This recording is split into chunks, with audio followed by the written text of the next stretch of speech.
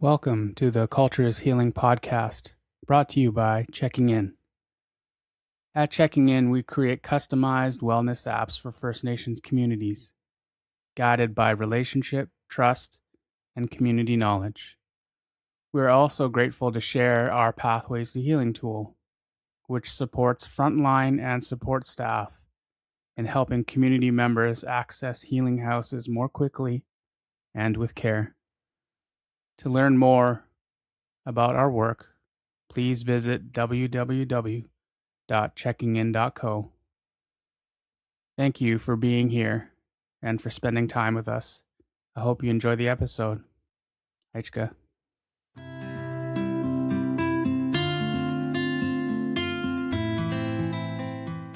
Ait squale, each while, antapa huokolitza, anit staminas, halalt, kawatsan, layaxan.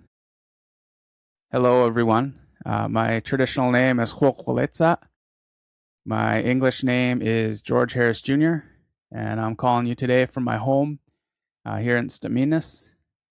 This is the community that my father is from. This is the community that my mother married into. And this is the community that my siblings and I were raised in. I belong to George Harris Sr. and my late mother, Sylvia Harris. And my grandparents from my father's side of my family are the late Lawrence and Irene Harris. And my grandparents from my mother's side of my family are the late Bernard and Nora George. And my familial connections to Halalt come from my mother Sylvia and my grandmother Nora. And my connections to Kawitsan come from my grandfather Bernard. Through both sides of my family, I have familial connections to Layaxan. And the name Hokolitsa, it's a name that's been passed down for many generations throughout my family. And I have the honor and privilege of being able to carry that name along with my father, as well as a few other family members.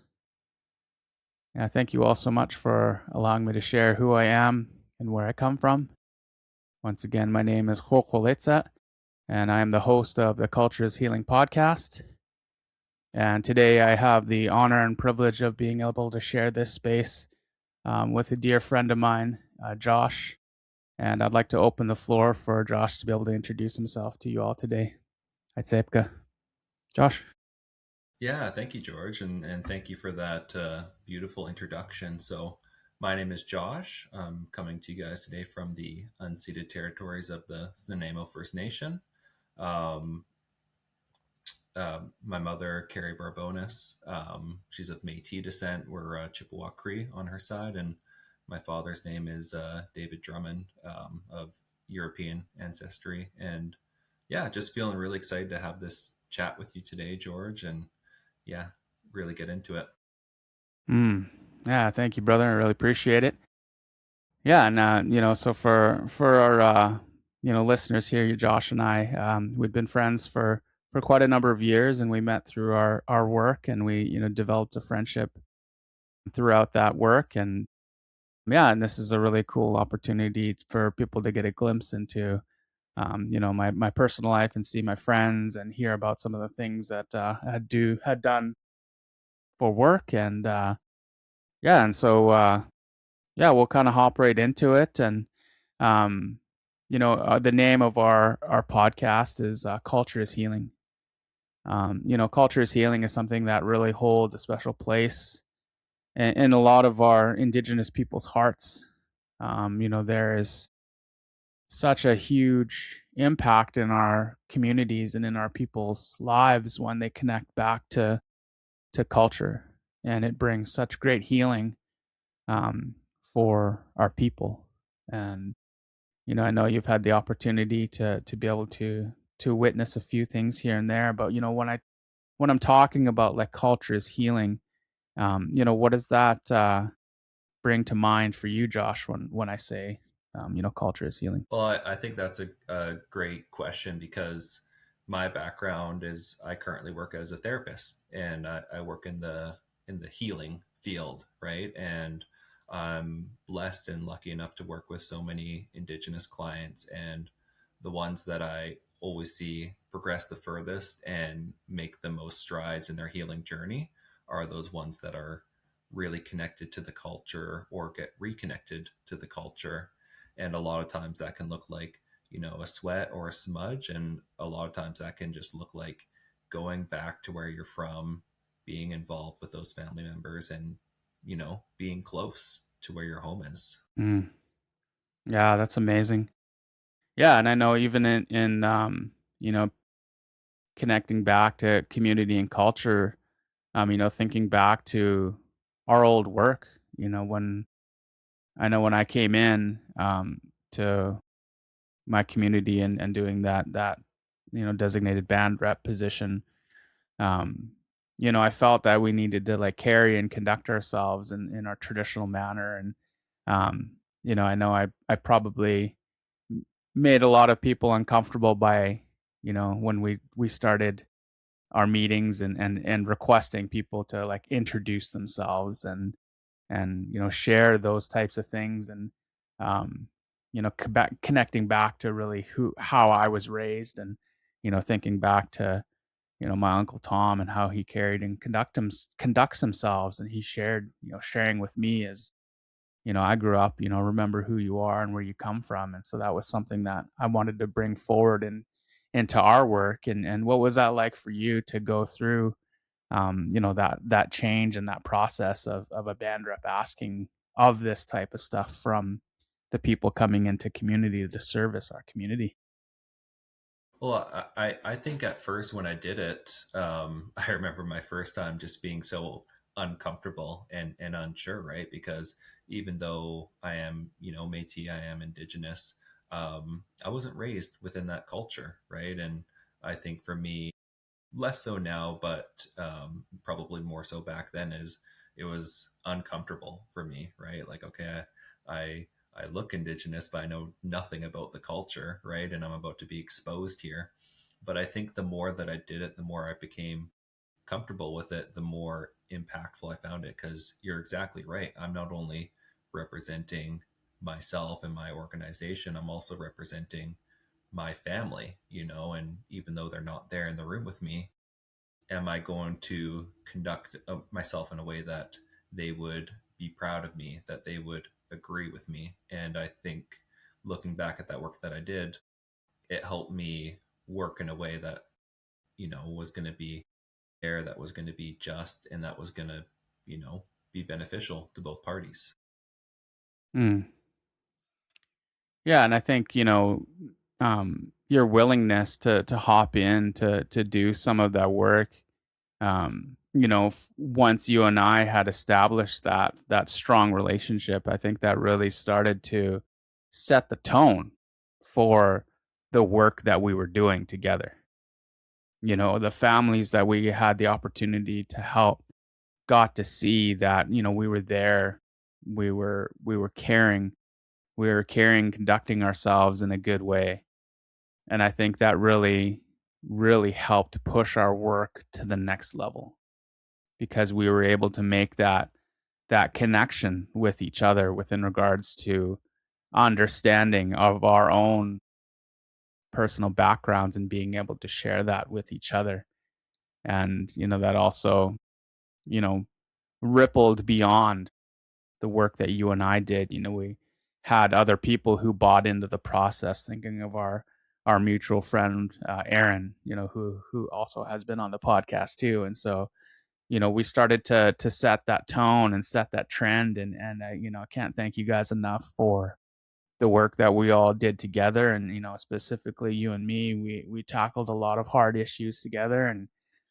And I think we did a lot of really good work together, my friend. And that really does speak to who you are, where you come from, and really speaks to your willingness to do some of that hard work, and really to do some of that heart work that was necessary to take that work to the next level. So I'd say, Yeah, and thank you to you for helping me through that process, because just, I don't know if it was said, but just to kind of fill in the audience, like back then when me and George met, I was doing child protection work in the community of Stamenis. And when people hear that word, when people hear that title, it kind of raises the hair on the back of your neck, right? And in some communities, it's it's a dirty title, right? It's the last person you want knocking on your door.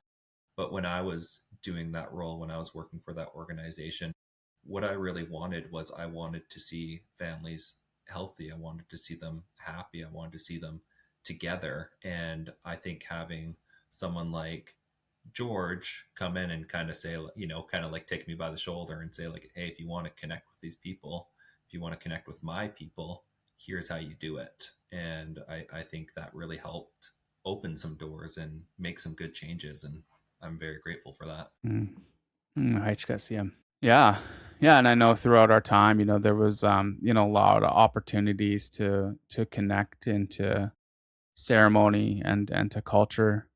Has there been any uh, ceremonies or any of those types of things that you've had the opportunity to witness that, hold a special place in your heart? Yeah, definitely a few. I think one that comes to my mind is my first sweat, and it was actually in Stamanis with you, and it was really cool to be invited into that because, like I said, even though I'm Métis, even though I am Indigenous, like I never got that experience, and not that anyone ever said that I wasn't welcome, but I always kind of assumed that I wasn't welcome. So to kind of get that invitation and kind of say, like, hey, this is what it looks like. This is what, this is how culture can be healing. That was really cool.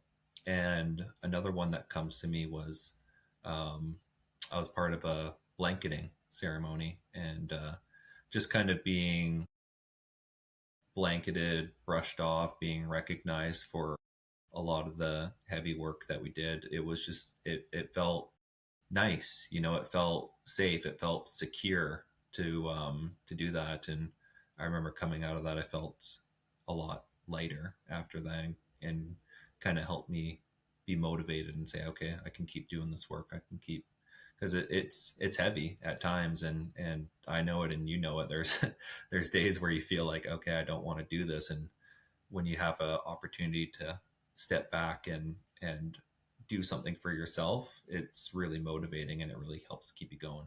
Yeah, looking back at all those times, too, I'm glad we did take those times for ceremony to promote like wellness and that connection back to our cultures and you know our our taking care of our Sali, our souls as we continued on in that work was important. I remember going through those sweats was very powerful for all of us to go through. I remember there's times where there was like social workers, we had RCMP and counselors and a multitude of different people coming in to these ceremonies with us to really help help them through that process, because those jobs were not always the funnest things to do, but they were a necessary job to do. And yeah, I really appreciated your willingness to come into that work with an open heart and an open mind, and that was definitely amazing. And yeah, it was really cool to hear this story about your blanketing, and I know that's something that is definitely not taken lightly in our communities, and the meaning behind it is so beautiful to wrap someone in a blanket to show them that love and that care, as they journey on through life to that, those hardships that they can be put behind them, and this blanket is there to help protect them now. I think that's amazing. um Even thinking of some of the things that had the opportunity to invite people to. I remember inviting you guys down for the jam sessions that happened at the school. That's something that always like stood out to me, because it was really something that I wanted to do to engage with the social workers so that they have a true understanding of what it means to have that community and that culture connection, and to be able to see the importance of culture, the songs, and how that brought healing, and so that we can truly take those steps forward for reconciliation throughout the child welfare system. And kudos to you and all of the other social workers and other support staff that came out to the invitation that I extended out to those workers to come and to witness those cultural activities. And so yeah, there was quite a few of you that did join us, and I know I was really happy to see you and Morsey come in when you guys did. And seeing some of the students to see you outside of that context of you knocking on their door to come and do all of this work that you had to do. I think that really helped build that relationship in community, so that people can see you outside of the role that you held. You didn't just carry that job title. You're a human being who's here to help other human beings. And so, yet again, kudos to you, my guy, for your willingness to come and step outside of that circle And and that role.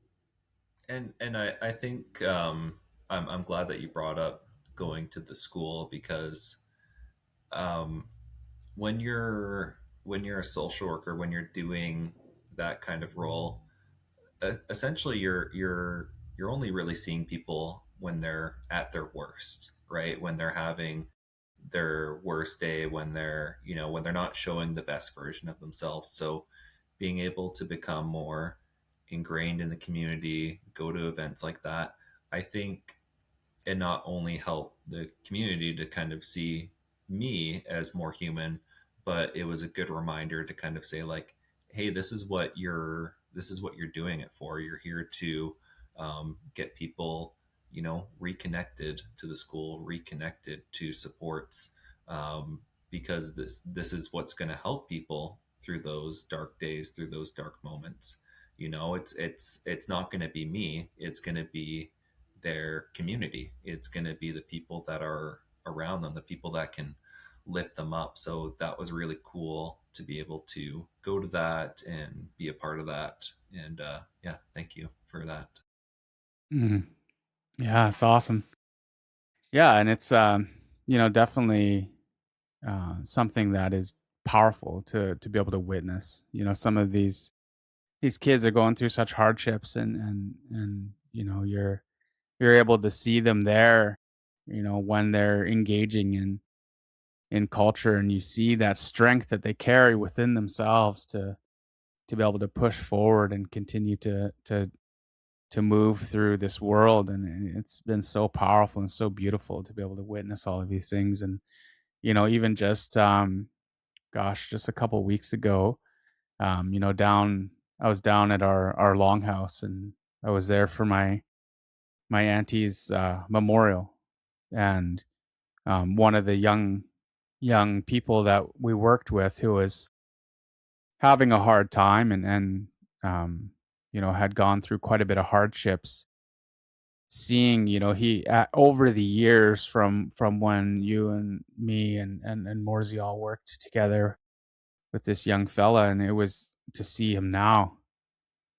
He's down at our home. He's down with a drum, and he's down on the floor, and he's singing, and he's just so engaged, and you just see the change in him, and it's absolutely beautiful.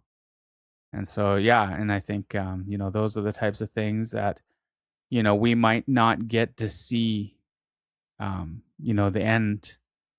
end product of the work that we're putting in. But I think we did do a lot of good work together, my friend, and thank you for that. Haichika. Yeah, I'm heartbroken to hear about the loss of your auntie. I'm sure that was really difficult, but I think when there's a loss, there is an opportunity for a silver lining like that, right? To see someone that we used to work with, and being a mental health professional, when it comes to grief and loss, it's never the people at the funeral, that are there, that are honoring the people, that are showing their emotions. Those are the people I'm never worried about. It's the ones that are at home, the ones that are, um, reclusing, right? So to hear that, they were there, they were showing their support, they were showing their emotion. I think that just shows that they've come such a long way, and culture was a huge part of that. Yeah. Yeah, it's always nice to see the people engaging and partaking in the traditional ways of our people. Yeah, so that was very encouraging. And as we're looking into and obviously sharing some of our own personal stories, um, obviously undoubtedly you've had the opportunity to have quite a number of teachings over the years shared with you. Are there any teachings that have been shared with you that kind of help guide you, through your walk in life? I think the best teaching that I received, and I don't know if it was from one individual person or as a group collectively, but as a person that grew up outside of their community and outside of Indigenous culture, is just be open and be curious, right? And I think when I was first getting into this work, I was so scared to ask questions, right? I'm supposed to be the expert. Me ask questions? No way. And then the more that I was just kind of open about, oh, I'm not aware of that. Tell me more about that. It's not only a way to educate myself, it's a way to get people to really open up about themselves and show their pride in their culture, show their pride in their community. And it's been really helpful for me because I don't only work with people from Stamanis or Coast Salish communities. I work with Indigenous people all over BC, and everyone has different customs, different culture. And to me, that's just been really cool to kind of be able to go in and be open and be curious and not feel like that's a bad thing on me, and to actually use that to my advantage. Hmm. Yeah, and I think too, like in our, a lot of our work, and people would hear quite frequently, come into the work with an open heart and an open mind. And obviously, when you're taking that time to really reflect on what that means is, you know, coming in with an open heart to receive that work and an open mind to open your mind to experiencing new traditions, experiencing new ways of being.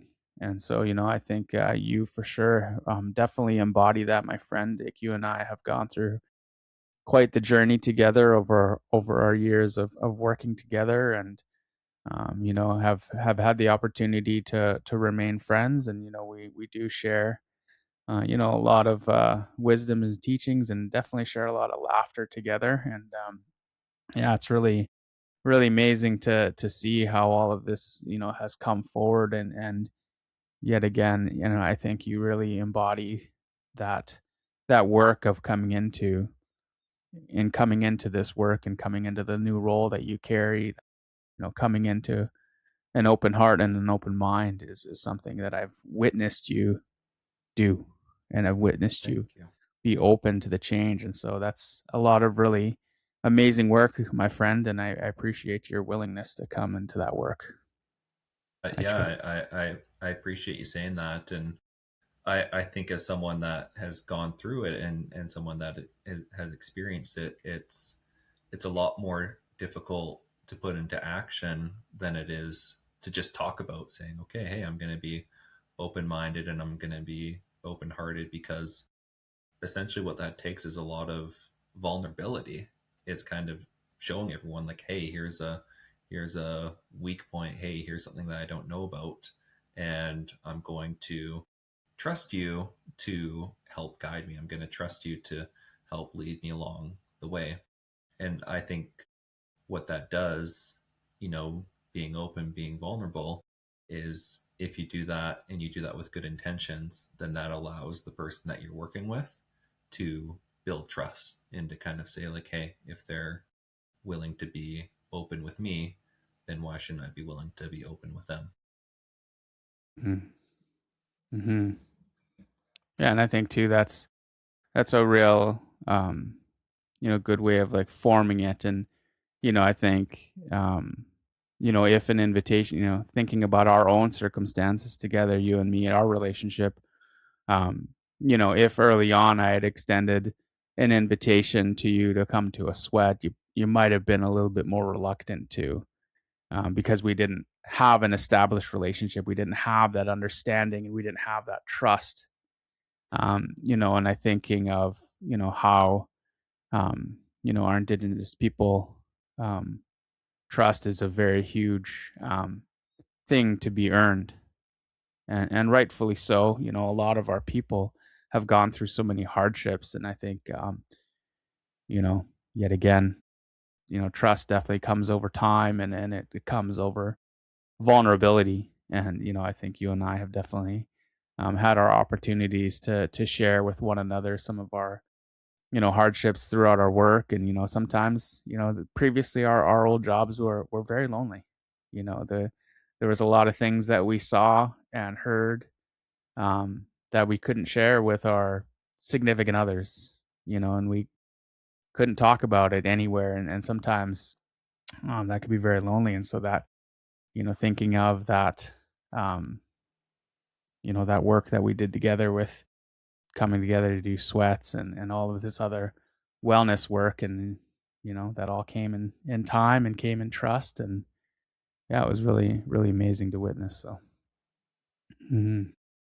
Thank you. Yeah, and you're bang on. If you would have asked me in our first conversation, hey, come to this sweat, I would have, picked up my stuff and ran the other way and blocked your number. So yeah, I think you knew it was going to have to be a slow cook, right? And but kind of taking that time and encouraging me to do something that was outside of my comfort zone ended up being a great experience, and one that I took part in more than once, because I was saying, hey, not only is this good to get out of my comfort zone, this is good for my soul as well. Mm, mm, Hachika. Yeah, it's such an amazing thing to be able to do all of these things together. And really appreciate you being able to share those stories, and share a little bit of our connection in our work. So yeah, we did had a lot of fun together. We and shared a lot through a lot of things together. So yeah, and I thinking of some of the times, I remember going out on a call with you, and it was um Christmas Eve, and it's like 8, 9 o'clock, and where would you rather be but at home? But when duty calls, you gotta go, right? And um that just yet again was another testament to your willingness to do some of those harder things. But yet again, we can, I remember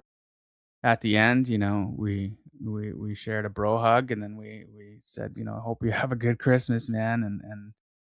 And yeah, some of those things that I look back at fondly of in our work. And the relationship that was built from that has been truly amazing. And so yeah, my dude, it just it's nice to be able to come and share these stories, and honor one another for that work. And as we're kind of looking at you know the sharing of teachings, you're sharing some of the ones that have been passed on to you.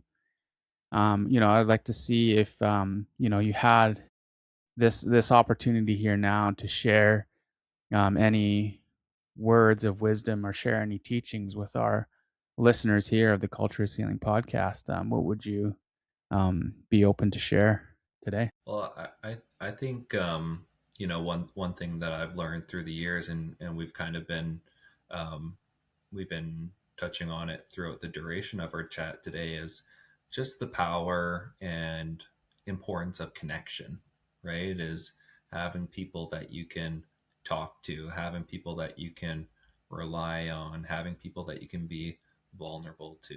Like being a therapist, that's my favorite part of the job, is when that one person that's maybe been beating around the bush, opens up and tells you about what's really been going on. Because holding on to difficult memories, difficult times, um, it's like a poison to us. It really is, and it has a not only a mental effect, but it has a physical effect as well. And we need to have these connections. We need to have people that we can lean on, whether that's a family member, therapist, friend. It doesn't really matter. We all need people if we want to be the best Mm-hmm. version of ourselves. Mm-hmm. Yeah, most definitely. Yeah, and I think that's I'm thinking back even to the context of the work that I do here at Checking In. We've created customized like wellness apps for First Nations communities, and then one of the features in there is this trust tree. So you would like input people's contact information there who you trust, and then when you do your check in, you check in and you give a number of like 1 to 10 of your mental, emotional, spiritual, and physical health. And if you're struggling one day, you have that opportunity to like go to a trust tree that you've input yourself of the people that you trust, and it could be family, friends, it could be colleagues, or it could be a professional like yourself, like a therapist. And um, we've you've had the opportunity to share your check-in with a person in that trust tree. And that really, and there's like three like preset messages of, hey, do you have a moment to chat? Hey, I'm having a hard day. Do you have a moment? And stuff like that to really help. And there's like a little arrow there that you can press, and it'll send that text to that person you've selected in the trust tree. And so that kind of made me think of that circle of care. And so thank you for sharing that and for bringing that up. That really ties into some of the work that I have happening here as well. And so it's really really amazing. And that's a beautiful resource to have. And I really encourage people to check that out and to use it. And I think the word that you use in there that's so impactful is trust, right? Because I don't think you can have that vulnerability without trust, right? If I'm gonna open myself up, if I'm gonna show you those parts of me that I don't love, or maybe that I'm feeling a little bit ashamed, um, I have to know and be confident that you're going to be accepting of that you're not going to try to use that against me. So I think that just kind of ties in perfectly. Mm. Yeah, and so I'd love to give you the opportunity, if people want to reach out to you and want to make a connection with you. Um, if you can share with our audience here a little bit about the work you do and how they might get a hold of you if they wanted to have a chat with you. Yeah, thank you for allowing me to do that. So like I've mentioned a couple times throughout, I'm a therapist. And mostly the people who I see are through the First Nations Health Authority counseling benefit. And if people are curious about that, if people are wondering about that, it's really a fantastic program that allows any First Nations person access to free, high quality therapy. And they have a providers list. I'm a part of that, and then there's also, hundreds of other therapists. So I work for myself currently, and then I also work for another place that's called Free Mind Therapy.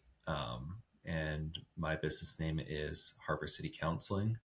You can find my email there. You can find my phone number, have a chat, have a consult, because I think if you are interested in checking out therapy, it's important to have a conversation with somebody first, just to say, okay, here's what I'm going through. Are you a good fit, or could you maybe find someone that's a better fit for me? Mm. Yeah, Heichka, thank you for sharing, my friend, and thank you for the work that you do. And yeah, thank you for your time today, for sitting down and sharing this conversation. Sharing our friendship with out into the world, and giving a people a glimpse of our relationship. And yeah, I want to take a moment to thank our listeners here today of the Culture is Healing podcast. And I hope to catch you all in the next episode. Take care, everyone. Heichke. Ewer.